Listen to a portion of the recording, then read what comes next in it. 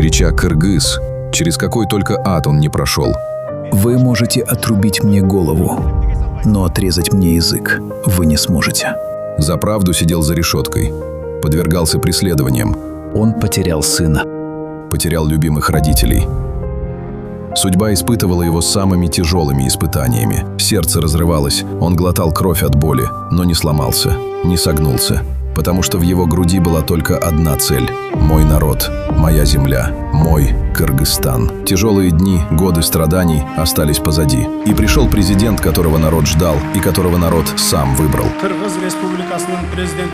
Вступая в должность президента Кыргызской республики, перед Богом и своим народом клянусь сохранять единство нашего народа, целостность и безопасность нашего государства. Он взвалил на себя самый тяжелый груз государства.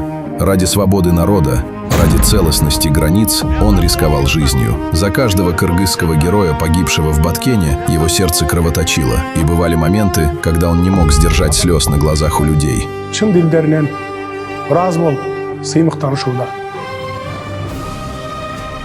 Он воспринимал боль народа как свою собственную. Он укрепил армию так, как не было никогда в нашей истории.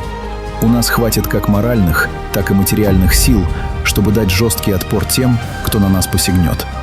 Он сдержал свое слово. Кумтор, символ величайшего обмана века, он вернул Кыргызстану. Объявляю кыргызскому народу и всему мировому сообществу о том, что золоторудное месторождение Кумтор окончательно и в полной мере возвращено в собственность Кыргызстана. На мировой арене он на равных говорил с лидерами великих держав, подняв авторитет Кыргызстана до небес. Всего 5 лет. Всего за 5 лет наша страна превратилась в одну большую стройку. Десятки тысяч простых семей, которые скитались по съемным квартирам, обрели собственное жилье.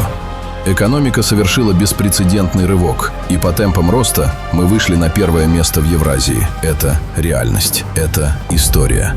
А теперь давайте на минуту остановимся и спросим себя, поставим себя на место нашего президента.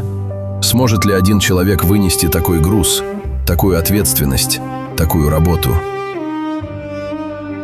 Вместо того, чтобы искать ошибки, давайте взвесим сделанное. Имеем ли мы право говорить плохое о сердце, которое бьется ради Кыргызстана, о человеке, который трудится без сна и отдыха? Нет.